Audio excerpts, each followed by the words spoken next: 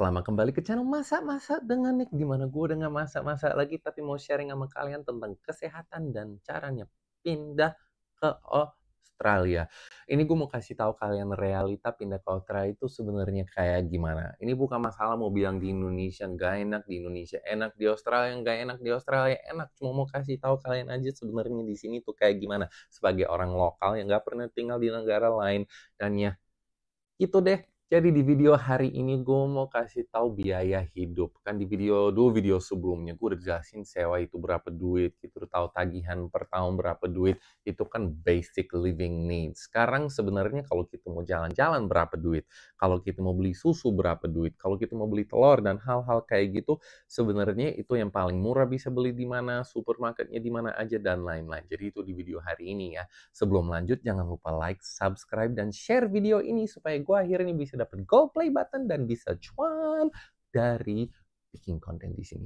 Nah, kebanyakan orang kalau mereka udah lihat di Australia itu gajinya tinggi, otomatis mikir entah kenapa pengeluarannya nggak terlalu tinggi, kayak cuma gaji dolar terus nggak tahu.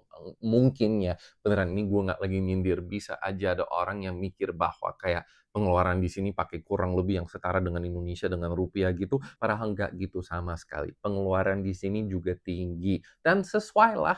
Ada yang tinggi banget buat kita pun, kayak mau beli sesuatu seperti mau keluar makan tuh buat kita itu mahal loh. Ini nggak kayak di Indonesia di mana ada pilihan kayak gerobak di pinggir jalan, ada kaki lima, makan pecel lele. Kayak sebenarnya ada makanan yang terjangkau di luar gitu. Kebanyakan makanan di sini kalau makan keluar tuh mahal. Contohnya kalau kita makan ke food court, kalau makan kayak nasi dengan 3 lauk gitu, itu mulai dari $14.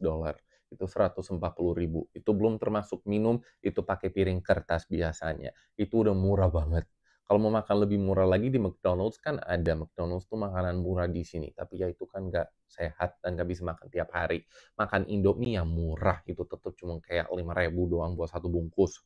Um, tapi ya, kalau makan keluar sama kayak pasangan gitu atau bawa keluarga, minimum harus siapin 600.000 sampai 800.000 buat makan bertiga atau berempat. Itu udah tergolong murah. Tuh kalau mau ke restoran yang lebih fine dining gitu, itu mulainya di 1,2 juta buat 2 orang. Kalau mau bener-bener fine dining buat 1 orang mulainya dari 1,6 juta atau $160. Jadi buat makan keluar di sini itu mahal. Bensin pun mahal di sini dan harganya berubah terus. Buat 1 liter harganya kurang lebih $2, 1,6 sampai $2. Ada kayak fluctuate-nya gitu. Itu di sini juga nggak ada bensin yang disubsidi. Itu emang harga fix. Dan itu yang paling murah. Gue nggak ngerti semua istilah bensin, tapi itu yang paling murah. Kalau mau yang lebih premium, kurang lebih $2,5 per liter, yaitu 25.000.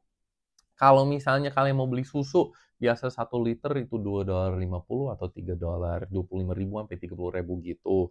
Selosin telur belakangan ini cukup mahal, tapi mulai dari sekitaran 70.000. Kalau mau beli apel 1 kilo itu dari 40.000 hingga kayak 50.000. Kalau lagi nggak musim bisa 120.000. Pernah lagi banjir di daerah mana gitu di Australia, terus satu selada aja udah seharga 80.000. Tuh mahal setengah mati. Jadi orang jadinya nggak makan sayur. Buat yang suka makan ayam itu $12 per kilo udah lumayan murah. Kalau beli sayap lebih murah lagi. Jelas-jelas ada potongan yang lebih murah, tapi pada umumnya harganya kurang lebih kayak yang baru gue jelasin tadi. Ini full list di sini. Kalau kalian mau screenshot atau pause dulu buat baca harganya berapa aja, kurang lebih kayak gini buat tinggal di Australia. Itu harganya ya. Kalau mau beli beras, sorry, lupa bilang, nasi kan penting banget. Nah, itu beras kurang lebih 30 sampai 40-an ribu per kilo. Beli yang lebih besar yang 20-an kilo ya per kilonya jatuhnya lebih murah. Dan kalau mau cari yang diskon tentu saja di sini masih suka diskon. Nah, kalau suka belanja paling mantep belanja kemana? Di sini ada 2 supermarket paling gede, Coles sama Woolworths. Itu harganya kurang lebih sama tapi mereka mainin diskon. Kadang Woolies diskon, terus Coles nggak diskon, Coles diskon, Woolies nggak diskon kayak gitu. Jadi ada orang yang belanja ke kedua-duanya supaya mereka bisa dapat yang harga yang paling mantap. Habis itu ada IGA. IGA itu Independent Grocers Australia, itu masing-masing cabang ada pemiliknya sendiri. Lebih kayak franchise. Tapi produk yang dijual tuh beda-beda karena lebih menarik. Jadi contohnya di Chinatown ada Taiki namanya. Itu IGA yang Asia punya. Itu menarik banget. Itu isiannya bener-bener buat tropis, semua yang dikangenin gitu. Ada juga banyak supermarket Indonesia kok. Kalau di Sydney, kalau di kota lain aku nggak tahu. Di Melbourne ada, Adelaide mungkin ada, Brisbane mungkin ada, setahu gue Perth juga ada. Di kota-kota gede biasa ada satu. Di Sydney ada sekitaran 10 atau 15.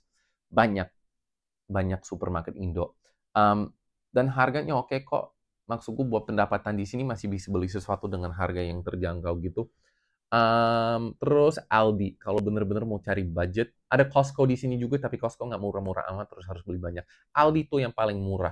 Aldi tuh jual merek yang kayak, gue nggak mau bilang KW, tapi kayak mereknya nggak terkenal, tapi produknya sama kayak di Coles sama di Woolies. Jadi kalau mau lebih murah, tinggal ke Aldi aja. Bedanya, mereka kalau stocking shelves-nya cuma buka aja kayak dusnya gitu, mereka nggak bener-bener stocking biar cakep. Dan dengan itu mereka bisa kasih harga yang lebih murah karena nggak usah bayar staff. Tapi produknya mirip-mirip aja. Kita sering banget belanja ke Aldi. Kalau mau makan keluar, makan makanan Indonesia, gue rekomennya ke pasar buat beli sayur mayur gitu. Pasar tuh masih bisa dapat 3 ikat sayur buat 50.000, masih bisa dapat semua sayur mayur yang ada di Asia, itu ada semua. Atau kalau nggak, kita ke supermarket Thailand. Supermarket Thailand juga ada produk-produk yang lumayan mirip dengan produk di Indonesia. Kalau mau makan ke restoran Indonesia di sini tuh lumayan banyak. Kitaran menurut gue 20 sampai 30 sekarang, dari ada makanan Pontianak, ada restoran Padang, ada kayak warteg, semuanya ada. Dan harganya mulai dari 150.000 per porsi. Sekarang itu belum termasuk nasi, kadang ada nasi campur, nasi kuning, pecel lele. Baru ada restoran seafood yang ada lindung cah fumat. Maksud gue kayak semua pilihan di sini sebenarnya ada. Dan harganya bervariasi. Ada yang murah banget, ada yang mahal banget. Makan di food court lebih murah, makan di restoran jas-jas lebih mahal. Tapi pilihannya ada. Kalau kalian mau tahu restoran yang enak di mana, tolong komen di bawah. Gue kan udah food blogging selama 10 tahun, jadi rata-rata kenal sama semua pemiliknya. Dan kasihan kalau gue bilang ada yang nggak enak, terus ada yang lebih enak gitu. Semuanya balik lagi ke preferensi masing-masing kan. Jadi untuk makanannya itu balik lagi ke preference. Terus ya gitu, itulah kalau mau makan di sini.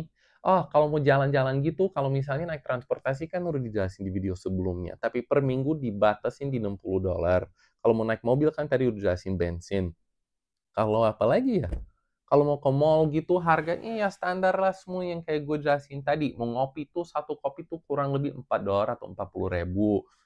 Nggak tahu ada apa lagi yang gue keskip ya. Banyak banget di sini gue nggak tahu seharusnya gue bandingin apa dengan yang ada di Indonesia. Karena emang beda banget. Tapi ya cuma kalian biar bisa siap-siap kalau menghasilkan 240.000 per jam sebagai gajinya, terus makan sekali makan $25, ya udah harus kerja sekali buat makan keluar 1 jam, harus kerja 1 jam buat keluar makan sekali, gitu. Perbandingannya kayak gitu.